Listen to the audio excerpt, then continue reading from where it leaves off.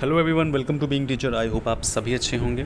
तो आप सभी को पता चल गया होगा, इससे पहले मैंने आपको वीडियो डाला हुआ है कि जो बिहार शिक्षक भर्ती की जो निकली हुई थी वैकेंसीज़, उसमें आप सभी लोग फॉर्म फिल कर सकते हैं। चाहे यूपी से हों, चाहे एमपी से हों, जो हिंदी भाषी जो हिंदी बोलते हैं वो सभी स्टूडेंट जो हैं फॉर्म बिहार की जो शिक्षक भर्ती है उसमें भर सकते हैं। ठीक है, तो मैं आपको उससे पहले बता दूं कि आपकी लास्ट डेट क्या है। तो यहाँ पे जो फॉर्म की लास्ट डेट है वो आपकी 12 जुलाई लास्ट डेट है। ठीक है, 12 जुलाई आपकी फ़ॉर्म की लास्ट डेट है।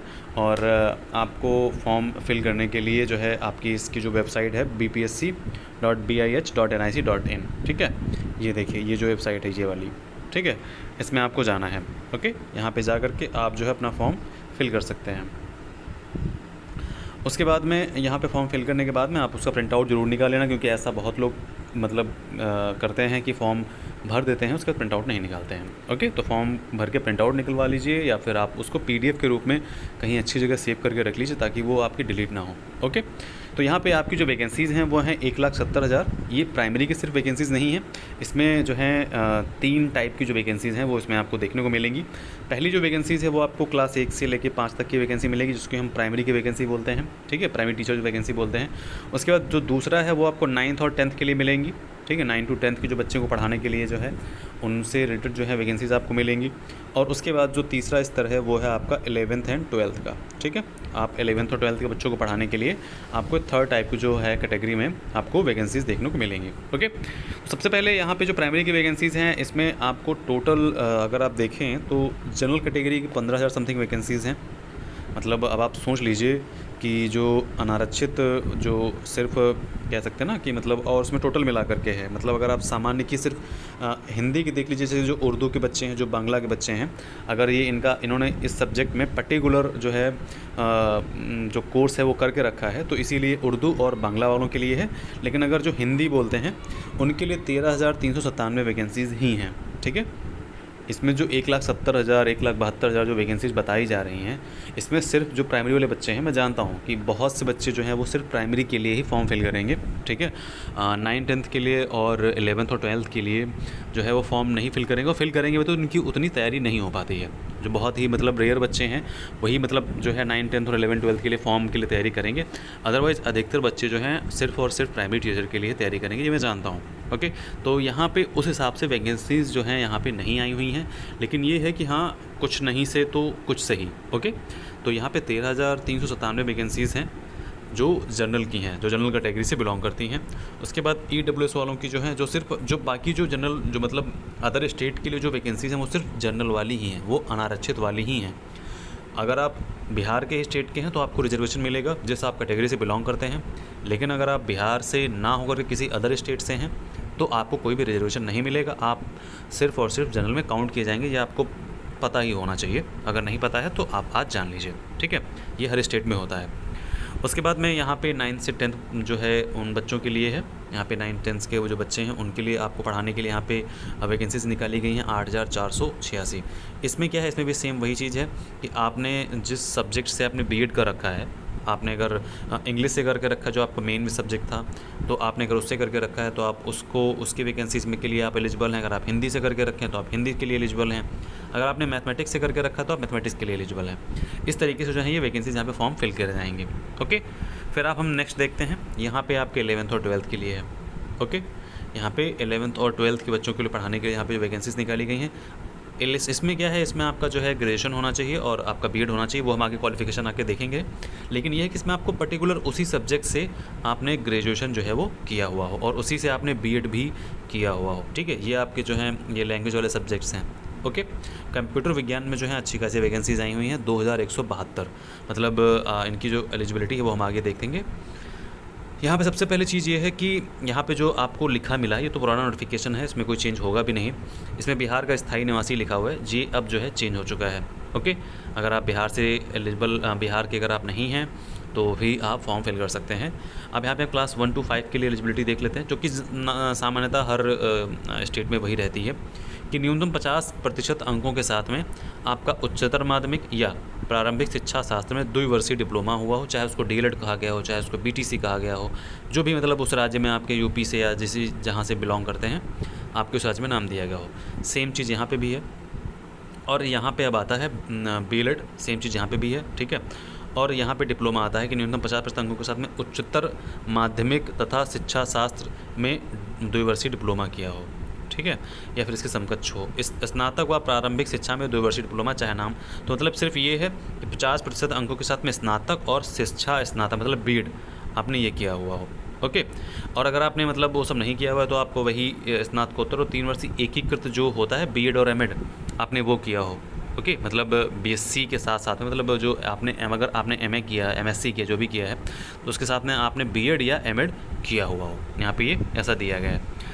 उसके बाद में सेम चीज़ जो है यहाँ पे भी आपको 9th और 10th के लिए मिल जाएगी। यहाँ पे एलिजिबिलिटी सेम वही है कि 9th-10th के लिए बच्चों को पढ़ाने के लिए आपको वही एलिजिबिलिटी चाहिए होगी कि यहाँ पे आपको 50% अंक चाहिए होंगे और उसके साथ में आपको बीएड चाहिए होगा। यहाँ पे डीएलएड वाले बच्चे जो हैं, जो डीएलएड पढ़ाते हैं, वो यहाँ पे मतलब अप्लाई नहीं कर पाएंगे। यहाँ पे सिर्फ और सिर्फ जो बीएड वाले बच्चे हैं उनके लिए ये वैकेंसीज़ हैं, ओके। उसके बाद में सेम यही चीज़ जो है आपको 11th और 12th की जो है इसमें भी मिल जाएगा कि सिर्फ यहाँ पे बीएड जो माने, यहाँ पे बीएलएड और डीएलएड वाले बच्चे जो है मान्य नहीं हैं। अब हम आगे बढ़ते हैं। यहाँ पे ये है कि एक थोड़ा सा सब्जेक्ट कॉम्बिनेशन जो होता है ना, वो आपको थोड़ा ध्यान रखना पड़ेगा कि फिजिक्स से अगर आप अप्लाई कर रहे हैं, केमिस्ट्री से अप्लाई कर रहे हैं, इकोनॉमिक्स से अप्लाई कर रहे हैं, तो आपका जो सब्जेक्ट है ना पोस्ट ग्रेजुएशन लेवल के लिए, जो अगर आप 11th और 12th के लिए अगर आप अप्लाई कर रहे हैं तो आपका जो है पीजीटी लेवल पे वो हो जाएगा, ठीक है। तो पीजीटी लेवल पे अप्लाई करने के लिए आपको फिजिक्स, इलेक्ट्रॉनिक, केमिस्ट्री मतलब जिस सब्जेक्ट से आपने पीजी किया है तो वो सब्जेक्ट से आपके मतलब कौन कौन से सब्जेक्ट हो सकते हैं वो इसमें दिए गए हैं। अगर आपका मैथ में आपने किया तो मैथमेटिक्स और अप्लाइड मैथमेटिक्स 2 ही रहेंगे, ठीक है। बायोलॉजी से किया है तो ये सब्जेक्ट्स रहेंगे और ये सब्जेक्ट्स रहेंगे। अगर कुछ समझ में नहीं आ रहा तो आप नीचे कमेंट करके बता दीजिए, वहाँ पे आपको जो है समझा दिया जाएगा। उसके बाद में यहाँ पे इसकी एलिजिबिलिटी है कि अगर आप 11th-12th के बच्चे को पढ़ाना चाह रहे हैं तो यहाँ पे सेम वो भी है कि 50% अंकों के साथ में, ठीक है, आपका जो है ग्रेजुएशन होना चाहिए। और यहाँ पे आपका कंप्यूटर साइंस मतलब जिस भी डिग्री को आप जैसे कंप्यूटर साइंस आप पढ़ाना चाह रहे हैं तो यहाँ पे आपका बीटेक या बीई होना चाहिए, ठीक है, बीटेक और या बीई होना चाहिए तो आप जो है पढ़ा सकते हैं। मतलब ये डिपेंड नहीं करता है, यहाँ पे आप कंप्यूटर साइंस और आईटी मतलब इलेक्ट्रॉनिक्स जो है से होना चाहिए, आईटी मतलब इंटर कम्युनिकेशन, ओके। तो यहाँ पे आईटी होना चाहिए, इंटरनेट एंड कम्युनिकेशन, और कंप्यूटर साइंस होना चाहिए। यहाँ पे आपका बीटेक इन दोनों सब्जेक्ट से मतलब इन दोनों स्ट्रीम से होना चाहिए, ओके। उसके बाद में यहाँ पे बीटेक के लिए है पोस्ट ग्रेजुएट डिप्लोमा, मतलब आप इसमें अपनी एलिजिबिलिटी देख लीजिए। अगर आप एलिजिबल हैं तो यहाँ पे अपना फॉर्म जो है फिल कर सकते हैं 11th और 12th के बच्चों को पढ़ाने के लिए। उसके बाद हम आते हैं यहाँ पे कि पेपर कैसे होगा, मतलब कौन कौन से बच्चे हैं वो एलिजिबल माने जाएंगे। मतलब जैसे कि अगर आप पेपर 1 प्राइमरी के लिए फॉर्म भरना चाह रहे हैं तो आपको क्या चाहिए होगा, ओके। तो जैसे कि राज्य सरकार का जो यहाँ पे सिस्टम है, इसमें ये है कि आप अगर प्राइमरी के लिए फॉर्म फिल करना चाह रहे हैं, ठीक है, तो आप प्राइमरी प्राथमिक शिक्षक भर्ती के लिए सीटेट का जो पेपर फर्स्ट है, मतलब जो प्राइमरी का जो पेपर है वो आपका क्वालिफाई होना ज़रूरी है, ओके। और बीटेट जो मतलब बिहार का जो टेट होता है वो आपका पेपर 1 जो है वो आपका क्वालिफाई होना ज़रूरी है। दोनों में से कोई अगर एक है तो आप क्वालिफाई कर सकते हैं, ओके। उसके बाद में माध्यमिक विद्यालय के अध्यापकों के लिए जो है एस्टेट पेपर 1 और उच्च माध्यमिक विद्यालयों के लिए अध्यापकों के लिए जो है वो एस्टेट पेपर जो 2 है वो आपका क्वालिफाई होना चाहिए, ठीक है। इसका थोड़ा सा मुझे क्लैरिफिकेशन नहीं है कि एस्टेट आखिर क्या है, मतलब स्टेट टेट है क्या, तो स्टेट अगर टेट है तो फिर वो बिहार टेट क्या होगा। तो हमको लग रहा है यहाँ पे इन्होंने सिर्फ जो एस्टेट का जो मतलब यहाँ पे दिया हुआ है वो ये है कि जो सीनियर के लिए जो मतलब सीनियर जो टेट होता है ना, जैसे कि 9th-10th के बच्चों के लिए और 11th-12th के बच्चों के लिए, अगर आप वो क्वालिफाई हैं, ठीक है, जो कि यूपी टेट में नहीं होता है, ठीक है, सॉरी सीटेट में नहीं होता है, तो अगर आप वो क्वालिफाई हैं तो यहाँ पे वो फॉर्म फिल कर सकते हैं, ठीक है। यहाँ पे स्टेट जो है बिहार को लेकर के ही होगा यहाँ पे, तो थोड़ा सा मैं इसका क्लैरिफिकेशन लेकर के वो मैं आपको नेक्स्ट वीडियो में बता दूंगा, ठीक है। लेकिन फ़िलहाल के जो प्राइमरी टीचर के जो फॉर्म फिल करना चाहते हैं उनके लिए जो है सीटेट जो है वो बेस्ट पार्ट रहेगा, ओके। उसके बाद में यहाँ पर ये दिया हुआ है कि इसकी आयु क्या होगी, एज आप कौन सी एज तक होंगे तो आप फॉर्म फिल कर सकते हैं। देखिए आपकी जो एज है वो 1/8/2023 तक जनरल कैटेगरी से 37 ईयर होनी चाहिए, ठीक है। अगर आपकी इससे ज़्यादा है तो आप फॉर्म फिल नहीं कर सकते हैं। अगर आपकी 18 साल से जो कम है एज तो आप फॉर्म फिल नहीं कर पाएंगे, ओके। और बाकी जो रिजर्वेशन कैटेगरी के हैं उनका तो सिर्फ बिहार वालों के लिए है, वो यूपी से या किसी एमपी से या फिर छत्तीसगढ़ या झारखंड वालों के लिए नहीं है। अब हम आते हैं सिलेबस पे। सिलेबस में क्या है कि यहाँ पे 2 पेपर होंगे, सभी के, ऐसा नहीं है कि सिर्फ एक पेपर होगा, 2 पेपर होंगे। एक पेपर होगा लैंग्वेज का, मतलब पेपर नहीं होंगे इसमें, आपका ये रहेगा कि भाग 1 या भाग 2, ठीक है। जैसे भाग 1 मतलब एक पेपर होगा, पेपर एक ही होगा, उसमें पार्ट 1 और पार्ट 2 मतलब ये चीज़ें रहेंगी, ठीक है।